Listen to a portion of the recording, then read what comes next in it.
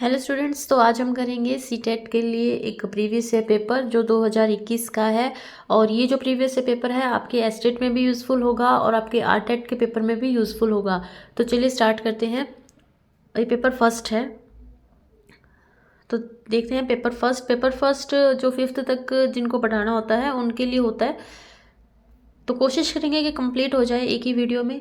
तो यहाँ पर है इसका part first, child development and pedagogy. तो पहला क्वेश्चन है, after getting hurt during a play activity Rohan started crying. कि एक खेल क्रिया के दौरान चोट लगने पर रोहन रोने लगा। यह देखकर उसके पिता ने कहा कि लड़कियों की तरह व्यवहार न करो, लड़के तो रोते नहीं हैं। तो पिता का जो ये कथन है वह लैंगिक रूढ़िवादिताओं को दर्शाता है, लैंगिक रूढ़िवादिताओं को चुनौती देता है, या लैंगिक भेदभाव को कम करता है, या लैंगिक समानता को बढ़ावा देता है। तो जिसका बिल्कुल करेक्ट ऑप्शन है वो है इसका फर्स्ट, लैंगिक रूढ़िवादिताओं को दर्शाता है। यानी कि जो पुराने समय से चली आ रही है जो कहानियां जो जो हम मानते हैं कि भाई लड़के रोते नहीं हैं, उनको दिखाता है। इसके बाद है क्वेश्चन नंबर सेकंड, एक प्रगतिशील कक्षा में, मैं साइड में इंग्लिश भी दी गई है, मैं आपको हिंदी में करा रही हूँ, आप चाहे तो साइड में इंग्लिश भी देख सकते हैं। एक प्रगतिशील कक्षा में अध्यापक को अटल पाठ्यक्रम का पालन करना चाहिए, विद्यार्थियों में प्रतिस्पर्धा पर बल देना चाहिए, ज्ञान की संरचना के लिए प्रचुर मौके प्रदान करने चाहिए, विद्यार्थियों को उनके अकादमिक अंकों के आधार पर नामांकित करना चाहिए। तो प्रोग्रेसिव क्लासरूम में हमें क्या करना चाहिए? तो क्वेश्चन नंबर सेकंड का ऑप्शन नंबर थर्ड है बिल्कुल राइट, ज्ञान की संरचना के लिए प्रचुर मौके प्रदान करने चाहिए। इसके बाद देखते हैं अगला क्वेश्चन, एक गतिविधि के दौरान छात्रों को संघर्ष करते देख एक अध्यापिका बच्चों को संकेत और इशारे जैसे क्या, क्यों, कैसे प्रदान करने का फैसला लेती है। तो लेव वैगोत्स्की के सिद्धांत के अनुसार अध्यापिका की यह योजना बच्चों को अधिगम के लिए अनुत्प्रेरित या निष्प्रेरित करेगी, अधिगम के लिए पाठ या आधारभूत संरचना का काम करेगी, छात्रों में प्रत्याहार या निकास प्रवृत्तियां पैदा करेगी, या फिर अधिगम की प्रक्रिया में अर्थहीन होगी। तो देखिए वो संकेत देना चाहती है कि भाई ऐसा क्यों होता है, तो थोड़ा वो दिमाग पर जोर जट डालेंगे। तो ये जो इसका क्वेश्चन नंबर थर्ड है, इसका सेकंड रहेगा सही, की आधारभूत संरचना का काम करेगी, क्योंकि बेस का काम करेगी ना वो, कि वो पूछे वो उनको एक तरह से थोड़ा सा मौका सा देगी। इसके बाद है क्वेश्चन नंबर 4,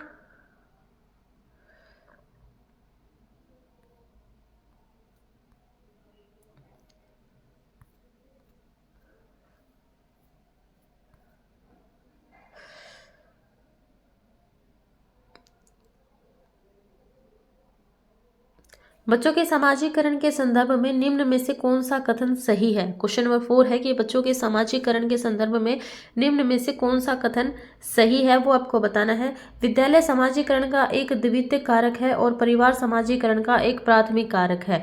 विद्यालय सामाजिकरण का एक प्राथमिक कारक है और समकक्षी सामाजिकरण के द्वितीयक कारक है। समकक्षी समाजीकरण के प्राथमिक है और परिवार समाजीकरण का द्वितीय है। ये तो बिल्कुल गलत है। परिवार एवं जनसंचार दोनों ही समाजीकरण के द्वितीय कारक हैं। तो बताइए जो सोशलाइजेशन होता है बच्चे का, उसमें क्या सबसे फर्स्ट क्या रहता है, सेकंड क्या रहता है? तो क्वेश्चन नंबर 4 का बिल्कुल फर्स्ट आ जाएगा, क्योंकि परिवार जो होता है वही प्राथमिक कारण होता है। सबसे पहले बच्चा परिवार से ही सीखता है, तो इसमें आपका जो फर्स्ट है वो बिल्कुल ठीक है, और विद्यालय इसका दूसरा कारक होता है। इसके बाद है बहुबुद्धि का सिद्धांत जोर देता है, बहुबुद्धि मल्टीपल इंटेलिजेंस, बुद्धि लब्धि केवल वस्तुनिष्ठ परीक्षणों द्वारा मापी जा सकती है। एक आयाम में बुद्धिमत्ता अन्य सभी आयामों में बुद्धिमत्ता निर्धारित करती है। बुद्धिमत्ता की विभिन्न दशाएं हैं, बुद्धिमत्ता में कोई व्यक्तिगत विभिन्नताएं नहीं होती। तो इसका जो ऑप्शन नंबर थर्ड है वो ठीक है, कि ये विभिन्न दशाएं होती है, सेवरल फॉर्म्स होती हैं, तभी तो वो मल्टीपल इंटेलिजेंस है, राइट। इसके बाद है लॉरेंस कोलबर्ग के सिद्धांत के अनुसार किसी कार्य को इसलिए करना क्योंकि दूसरे से स्वीकृति देते हैं नैतिक विकास के खालिस्तान चरण को दर्शाता है। प्रथा पूर्व, प्रथागत या उत्तर प्रथागत, अमूर्त, संक्रियात्मक। तो दूसरे अगर इसको स्वीकृति देते हैं फिर वो आप काम करते हो, तो ये प्रथागत हो गया, यानी कि एक तरह से प्रथा के अनुसार अगर आप चलते हैं उस हिसाब से। लेव वैगोत्स्की का सामाजिक सांस्कृतिक परिप्रेक्ष्य अधिगम प्रक्रिया में खालिस्तान के महत्व पर जोर देता है। लेव वैगोत्स्की का सामाजिक सांस्कृतिक सोशल कल्चरल पर्सपेक्टिव जो है उसका, वैगोत्स्की का, वो किस पर बल देता है? सांस्कृतिक उपकरणों, गुणारोपण, अभिप्रेरणा या संतुलितकरण। तो ये आ जाएगा आपका कल्चरल टूल्स, क्योंकि सोशल कल्चरल पर्सपेक्टिव है तो कल्चरल टूल्स होगा। इसके बाद है जीन प्याजे अपने संज्ञानात्मक विकास के सिद्धांत में संज्ञानात्मक संरचनाओं को खालिस्तान के रूप में वर्णित करते हैं। मनोवैज्ञानिक उपकरणों, उद्दीपक, अनुक्रिया संबंध, विकास का समीपस्थ क्षेत्र या स्कीमा या मनोबंध। तो क्वेश्चन नंबर 8 का ऑप्शन नंबर 4 बिल्कुल ठीक है, स्कीमा या मनोबंध। इसके बाद है जीन पियाजे के संज्ञानात्मक विकास के सिद्धांत में पूर्व संक्रियात्मक अवस्था में विकास का मुख्य गुण क्या होता है। अगर आप कमेंट सेक्शन में मुझे कहेंगे कि मैं इनकी थ्योरीज करवा दूं तो मैं उसके भी एक शॉर्ट वीडियो, मतलब इंपॉर्टेंट नोट्स रखे हैं मेरे पास, मैं वो आपको करवा दूंगी। अमूर्त सोच का विकास या विचार या सोच में केंद्रीकरण, परिकल्पित निगनात्मक सोच, संरक्षण और पदार्थों को क्रमबद्ध करने की क्षमता। तो जो पूर्व संक्रियात्मक अवस्था होती है उसमें आपको मुख्य गुण बताना है इनमें से। तो 9th का आपका सेकंड आ जाएगा, सोच में केंद्रीकरण, सेंट्रेशन इन द थॉट।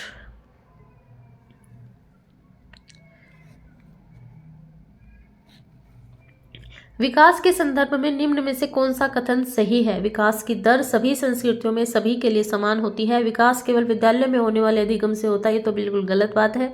विकास केवल बाल्यावस्था के दौरान होता है और विकास बहुआयामी होता है। देखिए, सिर्फ बाल्यावस्था में विकास नहीं होता, उसके बाद भी विकास होता है। तो ये सेकंड और थर्ड तो इसमें बिल्कुल भी नहीं आने वाले।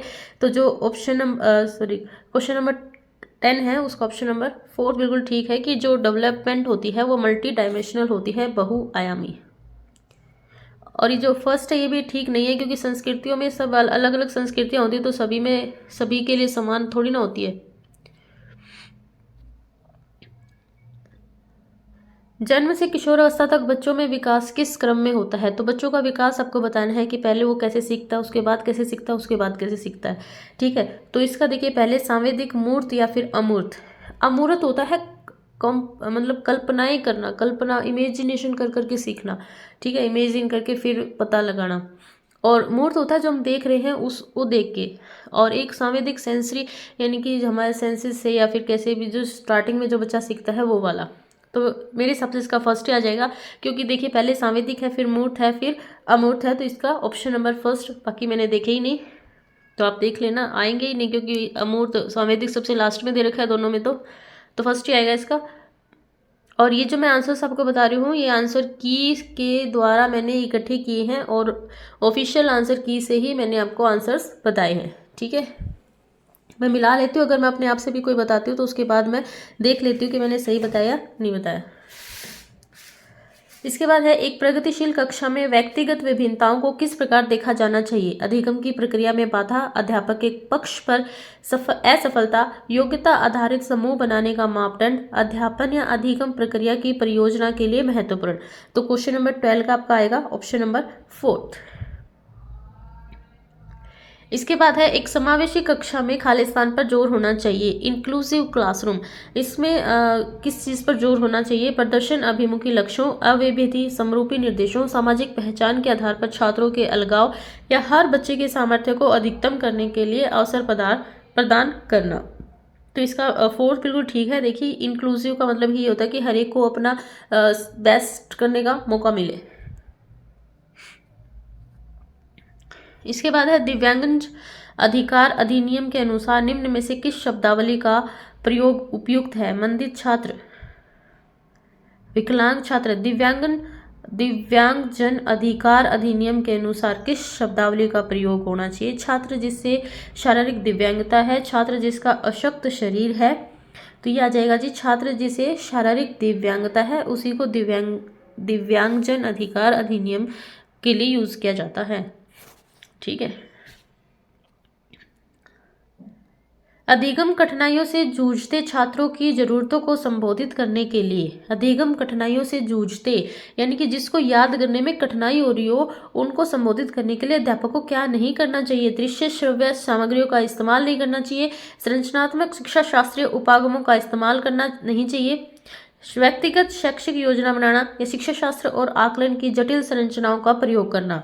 तो ऑप्शन इसका आ जाएगा 4 बिल्कुल ठीक है। शिक्षा शास्त्र और आकलन की जटिल संरचनाओं का प्रयोग नहीं करना चाहिए, क्योंकि आप जटिल, उनको पहले ही दिक्कत है, फिर आप जटिल का यूज करोगे तो उनको कैसे ही समझ आएगा। ठीक है। तो आसान भाषा और आज आसान संरचना का प्रयोग इसमें नहीं बताना था, इसलिए ऑप्शन नंबर 4 आया इसका 15 का। इसके बाद है सृजनात्मकता की पहचान का प्रमुख लक्षण क्या है। सृजनात्मकता की पहचान का प्रमुख लक्षण क्रिएटिविटी का कम परिज्ञानता, अपसारी चिंतन, अति सक्रियता या असतर्कता। तो इसका आ जाएगा अपसारी चिंतन, डाइवर्जेंट थिंकिंग। इसके बाद है विविध पृष्ठभूमियों के अधिगमकर्ताओं को संबंधित करने हेतु एक अध्यापक को, यानी कि अलग अलग तरह के जो बच्चे होते हैं, विभिन्न पृष्ठभूमियों के अधिगमकर्ताओं, address learners from the diverse background, अलग अलग बच्चे, विविधता संबंधी मुद्दों पर बातचीत टालनी चाहिए, विविध विन्यासों से उदाहरण लेने चाहिए, सभी के लिए मानकीकृत आंकलनों का इस्तेमाल करना चाहिए, ऐसे कथनों का इस्तेमाल करना चाहिए जो नकारात्मक रूढ़िबद्ध धारणाओं को मजबूत करे। तो इसका सेकंड आ जाएगा विविध विन्यासों से उदाहरण लेने चाहिए उसको, ठीक है। इसके बाद है समस्या समाधान क्षमताओं को किस प्रकार सुसाध्य किया जा सकता है। लगातार अभ्यास और कार्यान्वयन पर जोर देकर, समस्याओं के हल हेतु अटल प्रक्रिया के इस्तेमाल को बढ़ावा देकर, समरूपों के इस्तेमाल को बढ़ावा देकर, या विद्यार्थियों में डर की भावना पैदा करके। समस्या समाधान, प्रॉब्लम सॉल्विंग एबिलिटीज, कैसे आप किसी चीज़ के लिए सुसाध्य कर दोगे। तो देखिए ये डर की भावना पैदा करके तो प्रॉब्लम सॉल्व नहीं करेंगे बच्चे, ठीक है। तो इसका आएगा समरूपों के इस्तेमाल को बढ़ावा देकर।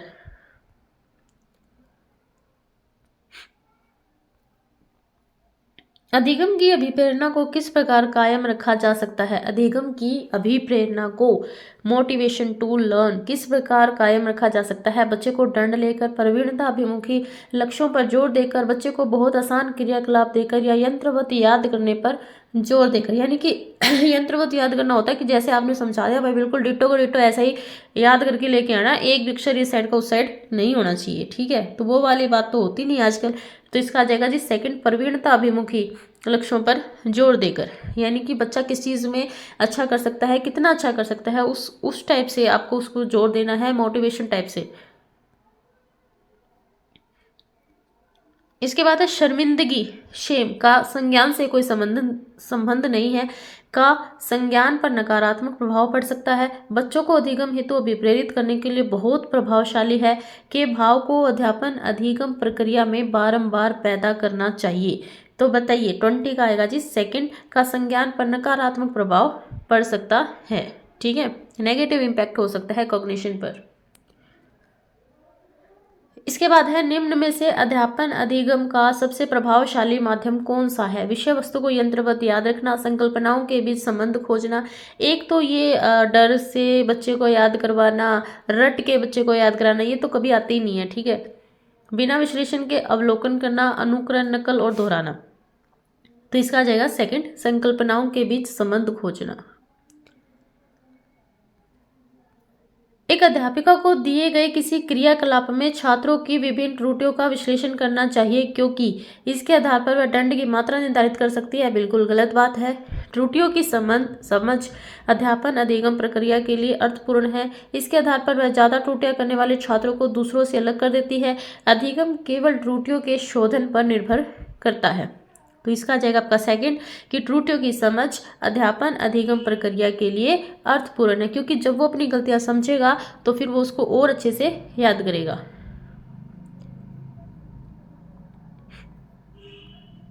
बच्चों को सीखने में कठिनाई होती है जब, कब कठिनाई होती है, सूचना अलग अलग टुकड़ों में प्रस्तुत की जाए, वो आंतरिक रूप से अभिप्रेरित हो, अधिगम सामाजिक संदर्भ में हो, विषय वस्तु को बहु रूपों में प्रस्तुत किया गया हो।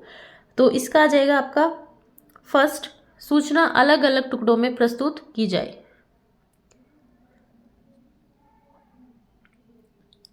अधिगम की सर्वोत्तम अवस्था कौन सी है। उच्च उत्तेजना या उच्च भय, निम्न उत्तेजना, उच्च भय। ये जो भय है ये तो आएगा ही नहीं, ठीक है। संतुलित उत्तेजना और कोई भय नहीं, कोई उत्तेजना ही नहीं और कोई भय भी नहीं, ठीक है।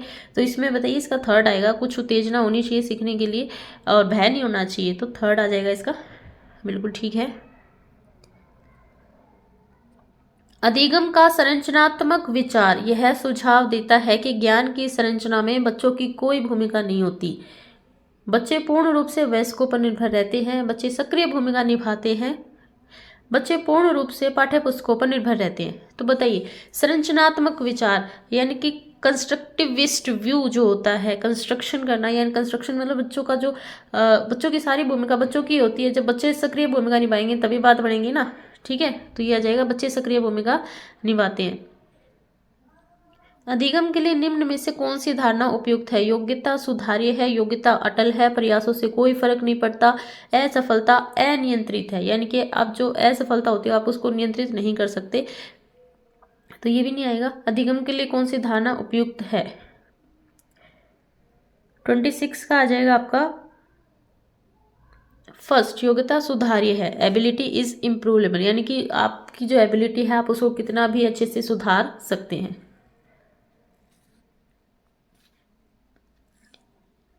निम्न में से कौन सी परिपाटी विद्यार्थियों में संकल्पनात्मक समझ में बढ़ोतरी करने में सहायक है? प्रतिस्पर्धा आधारित प्रतिस्पर्धाएं, पाठ्य पुस्तक केंद्रित शिक्षा शास्त्र, बारंबार परीक्षाएं, अन्वेषण और संवाद। तो इसका आ जाएगा जी फोर्थ, इंक्वायरी एंड डायलॉग, अन्वेषण और संवाद। एक कार्य के दौरान सायना स्वयं से बात कर रही है। जैसे कई बार आप कुछ काम करते हैं तो आप अपने आप से ही पूछते हैं कि मैं ये ठीक कर रहा हूँ नहीं कर रहा हूँ। इसी तरह से जो लड़की है सायना, वो स्वयं से बात कर रही है कि वह कार्य पर किस प्रकार प्रगति कर सकती है। तो लेव वैगोत्स्की के भाषा और चिंतन के बारे में दिए गए विचारों के अनुसार इस तरह का व्यक्तिगत वाक का मतलब होता है जो बातचीत वो कर रही है वो क्या दिखाता है? संज्ञानात्मक अपरिपक्वता, स्वह नियमन, आत्मकेंद्रिता या मनोवैज्ञानिक विकार। तो इसका आ जाएगा आपका स्वय, सेल्फ रेगुलेशन, नियमन।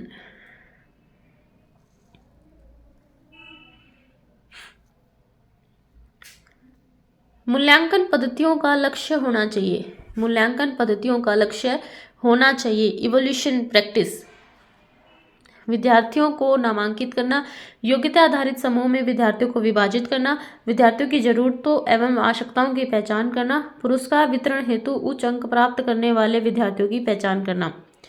तो देखिए, जब भी कोई टेस्ट वेस्ट होता है तो ऐसा नहीं होता कि जो टीचर है वो ये चीज़ करते हुए सबसे टॉप कौन आएगा। वो सिर्फ ये देखती है कि उसके बच्चों ने कितना सीखा है और कितने की उनको मतलब ज़रूरत है और ज़्यादा सिखाने की, क्या कुछ उन्होंने गलत सीखा या क्या गलतियाँ हैं, ठीक है। तो इसका आ जाएगा जी थर्ड आ जाएगा 29 का थर्ड, विद्यार्थियों की जरूरतों और उनकी आवश्यकताओं की पहचान करने के लिए ही हम कोई टेस्ट वेस्ट इवोल्यूशन करते हैं। इसके बाद है बच्चों के विकास की व्यक्तिगत विभिन्नताओं को किस पर प्रतिरोपित किया जा सकता है? केवल आनुवंशिकता पर, केवल पर्यावरण पर, ना आनुवंशिकता पर ना पर्यावरण पर, आनुवंशिकता और पर्यावरण की पारस्परिकता पर, इंटरप्ले। तो क्वेश्चन नंबर 30 का फोर्थ आ जाएगा, इन दोनों का ही सिस्टम रहता है। इसके बाद आ गया है आपका पार्ट 2 मैथमेटिक्स, ठीक है। और मैं कोशिश करूँगी कि इसमें मैं कुछ भी सॉल्व करने वाला ना कराऊँ। अगर आपको ये करना है तो मैं इसको अलग से करवा दूँगी, क्योंकि इसमें सॉल्विंग के लिए भी पेपर पेंसिल का यूज़ करना पड़ेगा, तो वो इसमें नहीं हो पाएगा जल्दी जल्दी में।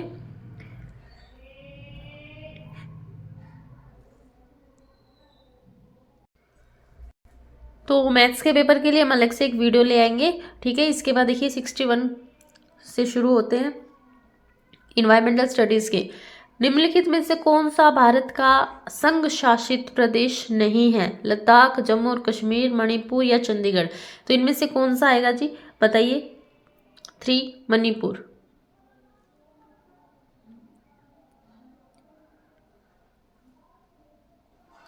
निम्नलिखित में से कौन से कच्चे तेल के उत्पादक हैं? बॉम्बे हाई और पश्चिम बंगाल, असम और ओडिशा, गुजरात और तमिलनाडु, बिहार और बॉम्बे हाई। तो 62 का थर्ड आ जाएगा, गुजरात और तमिलनाडु।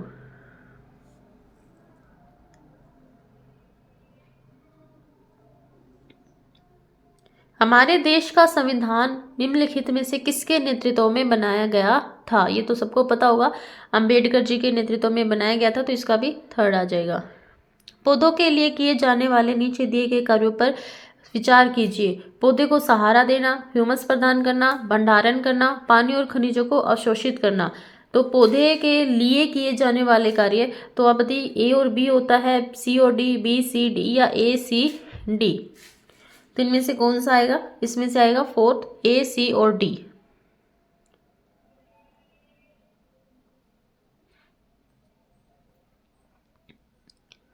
पोचमपल्ली भारत के दक्षिण राज्य का कस्बा है जो सुंदरता से डिजाइन की गई चमकदार रंगों की पोचमपल्ली साड़ियों और विशेष प्रकार की बुनाई, जिसे भी पोचमपल्ली ही कहते हैं, के लिए प्रसिद्ध है। यह कस्बा अब किस राज्य का भाग है? पोचमपल्ली। तेलंगाना।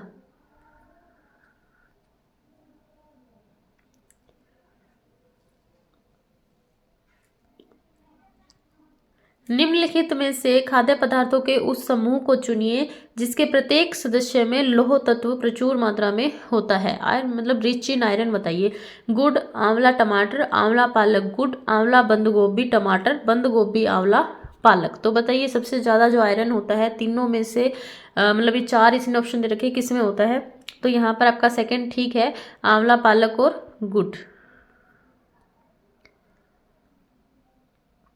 निम्नलिखित में से पक्षियों का वह समूह चुनिए जिसका प्रत्येक सदस्य हमारी तुलना में 4 गुनी अधिक दूरी की वस्तुओं को स्पष्ट देख सकने में योग्य है। फाख्ता, कौवा, मोर, बाज, कबूतर, तोता, कौवा, चील, बुलबुल और बाज, चील और गिद्ध।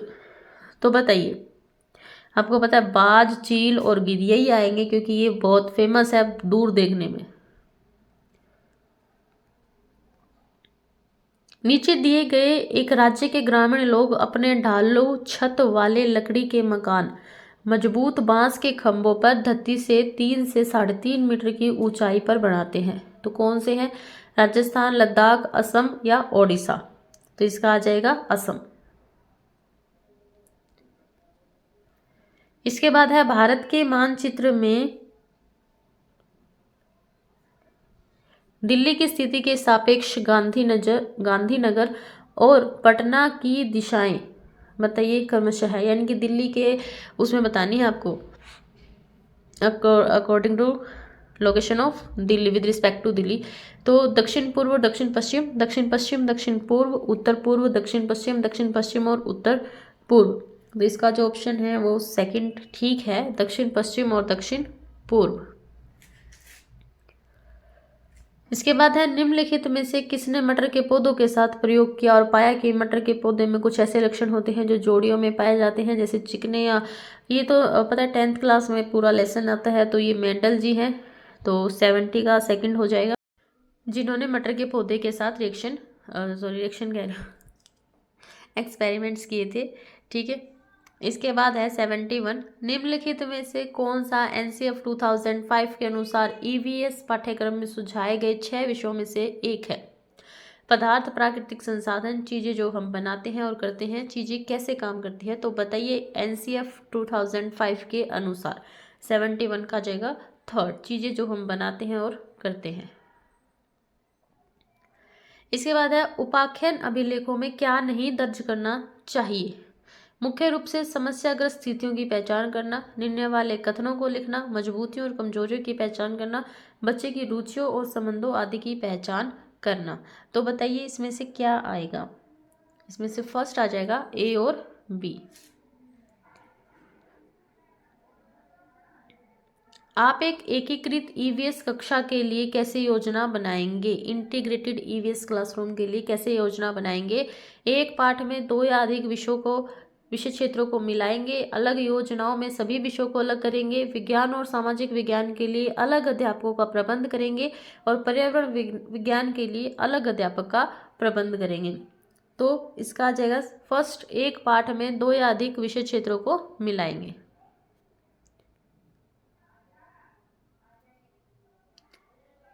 पुनीत ने अपनी कक्षा 5 के शिक्षार्थियों को मानव शरीर की एक रूपरेखा दी और उन्हें भोजन विषय पढ़ाने से पहले पाचन तंत्र को बनाने के लिए कहा। पुनीत चाहता था परीक्षण करना कि शिक्षार्थी नामांकित आरेख बना सकता है, पाचन से संबंधित शिक्षार्थियों के विचारों को प्राप्त करना चाहता था, अच्छे ड्राइंग कौशलों और शिक्षार्थियों की पहचान करना चाहता था, या पाचन की प्रक्रिया पर शिक्षार्थियों का मूल्यांकन करना चाहता था।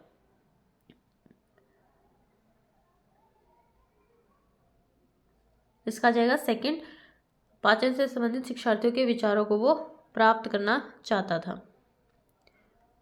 निम्नलिखित में से क्या रचनात्मक आकलन के संबंध में सही नहीं है? रिपोर्ट कार्ड के प्रत्येक तिमाही में इसकी सूचना दी जानी है। अधिगम को सुदृढ़ करने के लिए अध्यापक को समय पर कार्रवाई करने में मदद करता है। इसको छात्रों की प्रगति की निगरानी करनी है। बच्चे के सीखने की कोई भी जानकारी रचनात्मक आकलन में मदद कर सकती है। तो इसका फर्स्ट आ जाएगा, रिपोर्ट कार्ड के प्रत्येक तिमाही में इसकी सूचना दी जानी है। सही नहीं है वो बताना था, ठीक है। इसके बाद है संहिता अपने शिक्षा इसके बाद है क्वेश्चन नंबर 76। संहिता अपने शिक्षार्थियों को कार्य से संबंधित लैंगिक विषमता और रूढ़िवादी छवियों के प्रति संवेदनशील करना चाहती है। संहिता को निम्नलिखित में से अपनी कक्षा में क्या करना चाहिए? रूढ़िवादी मॉडलों को छात्रों को प्रस्तुत करे, विभिन्न प्रकार के कार्यों के फ्लैश कार्ड दिखाए, केवल लड़कों से प्रतिदिन कक्षा को साफ करने को कहे कि ताकि उनके मन में यह हो जाए कि वे लड़कियां ही नहीं साफ करती है, एक छात्र की माँ को कक्षा में आमंत्रित करे जो ऑटो चालक है। तो वो किस तरह से ये चीज़ें करे बताओ। तो 76 का आपके पास आ जाएगा ऑप्शन नंबर 4।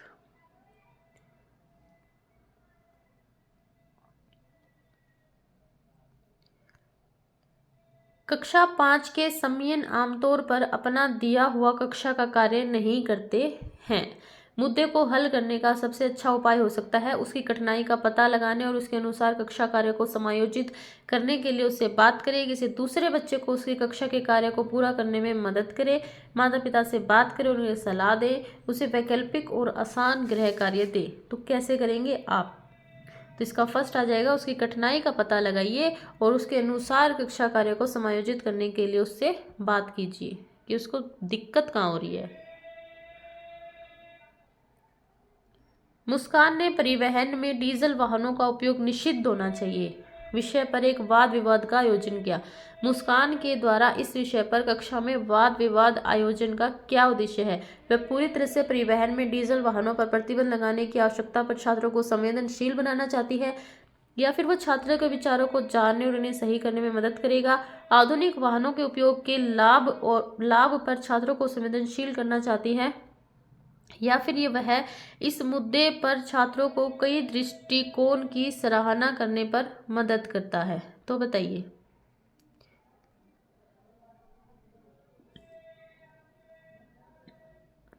फोर्थ आ जाएगा, आधुनिक वाहनों के उपयोग के लाभों पर छात्रों को क्या करना चाहती है? संवेदनशील बनाना चाहती है।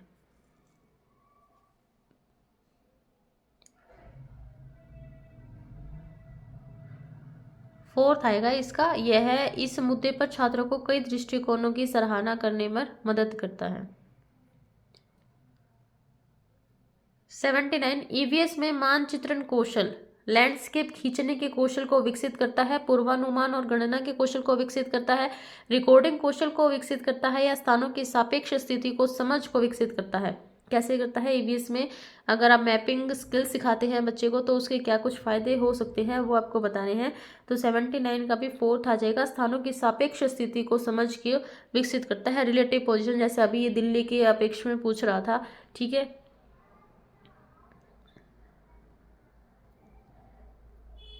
ईवीएस के एकीकृत प्रकृति सहायक है, इंटीग्रेटेड नेचर ऑफ ईवीएस पाठ्यचर्या के भार को कम करने और विशिष्ट प्रकरणों को पेश करने में, पाठ्यचर्या के भार को कम करने और शिक्षार्थियों को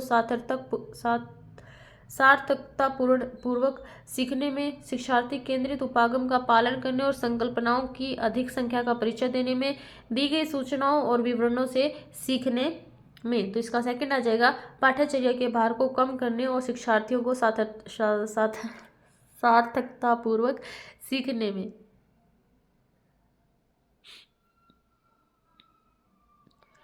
निम्नलिखित में से क्या ईवीएस में आकलन का एक व्यापक संकेतक नहीं है? सहयोग, न्याय के प्रति सरोकार, समानता के प्रति सरोकार, या अवधारणा मानचित्रण। तो क्या आएगा इसका? अवधारणा मानचित्रण, कॉन्सेप्ट मैपिंग।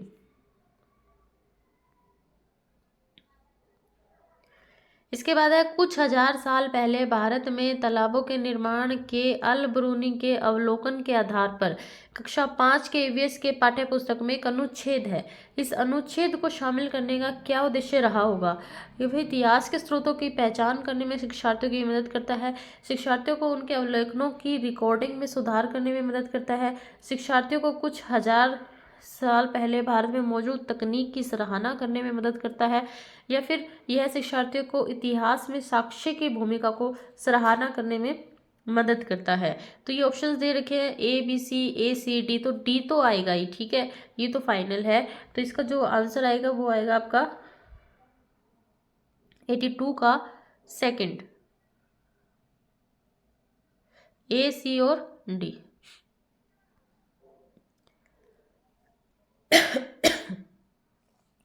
विद ओवर 50 अपनी कक्षा में 50 से अधिक छात्रों के साथ वाणी उन्हें एक ऐसी गतिविधि में जोड़ना चाहती है जिसमें सीखने को बढ़ाने के लिए अधिकतम संख्या में इंद्रियां शामिल हों।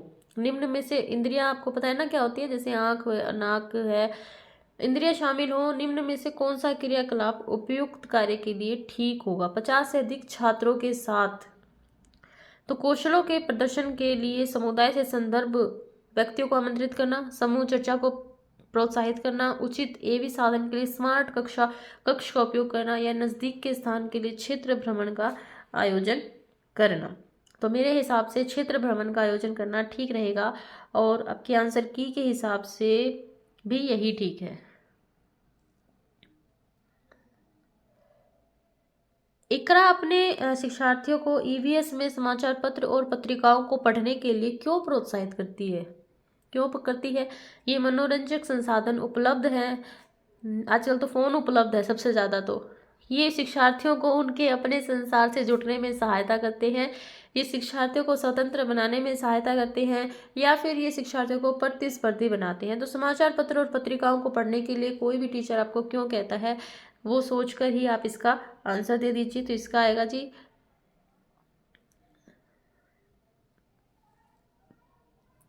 ये शिक्षार्थियों को उनके अपने संसार से जुड़ने में सहायता करते हैं, क्योंकि जब आप समाचार पत्र पढ़ते हैं तो आपको पता चलता है कि देश दुनिया में क्या हो रहा है, ठीक है, आसपास क्या हो रहा है। इसके बाद है 85, पर्यावरण अध्ययन में प्रश्न करने का एक युक्ति के रूप में उपयोग किया जाता है। अनुशासन को बनाए रखने के लिए, ध्यान खींचने के लिए, नियमों के पालन को बढ़ावा देने के लिए, कक्ष में जिज्ञासा को बढ़ाने के लिए। जिज्ञासा को बढ़ाने के लिए कोई भी क्वेश्चन पूछा जाता है कि बताओ ऐसा क्यों हुआ, कैसे हुआ।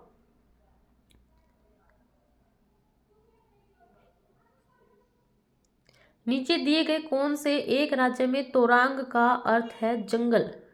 असम, ओडिशा, मिजोरम या झारखंड? तो किस में कहते हैं ऐसा? झारखंड में।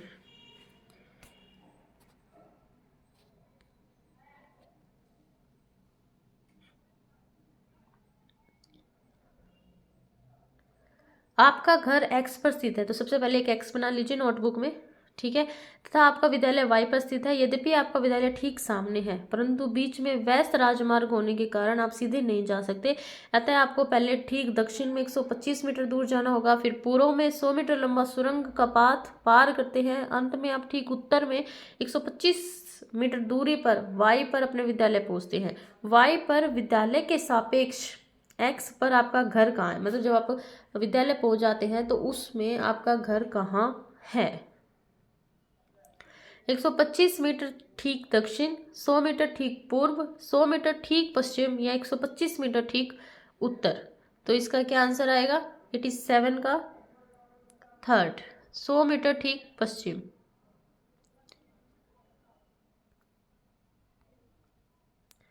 कोई लड़का नागरकोइल से मडगांव जाने के लिए 4 जून 2020 को किसी रेलगाड़ी में सवार हुआ, ठीक है, 4 जून 2020 को रेलगाड़ी में सवार हुआ। यह रेलगाड़ी 22:30 यानी कि 10:30 बजे रात के नागरकोइल से चली, और 6 जून 2020 को देखिए वो 4 जून को चढ़ा था, यानी कि 4 जून को रात को 10:30 बजे वो चढ़ा था, और 6 जून 2020 को 4:30 बजे वो मडगांव पहुंची।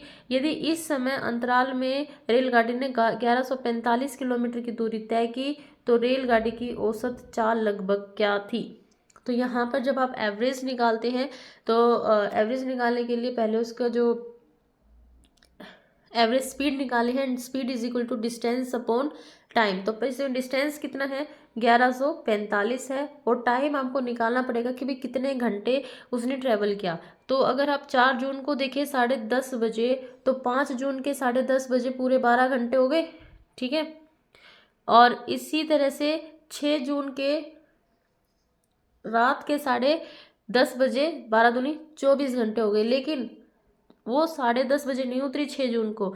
6 जून को तो सुबह 4:30 बजे ही उतर गए थे। तो वो जो तुमने रात को 10:30 के कंपेरिजन में मतलब घंटे जोड़ लेना उसके हिसाब से, ठीक है। तो इसका आ जाएगा सेकंड 38.5 किलोमीटर पर आवर, ये निकालना पड़ेगा। Speed is equal to distance upon time, time calculate करके और ऊपर डिस्टेंस लिखे काट के, फिर इसका आंसर आ जाएगा 38.5 किलोमीटर पर आवर। नीचे दिया गया कौन सा कथन मधुमक्खियों और छत्तों के विषय में सही नहीं है। प्रत्येक छत्ते में एक रानी मक्खी होती है जो अंडे देती है। नर मक्खियां छत्तों के लिए अत्यंत महत्वपूर्ण होती है। छत्ते में बहुत सारी काम करने वाली मक्खियां होती हैं। छत्ते में केवल कुछ नर मक्खियां होती हैं, तो कुछ नर मक्खियां छत्ते में नहीं होती हैं, ठीक है। रानी मक्खी होती है तभी तो छत्ता होता है। तो 89 का सेकंड आ जाएगा, नर मक्खियां छत्तों के लिए अत्यंत महत्वपूर्ण होती है। सही नहीं है बताना था, ठीक है। तो ये भी सही है कि रानी मक्खी होती है और अंडे देती है, ये सही है बिल्कुल। जो सही नहीं है ना वो बताना था।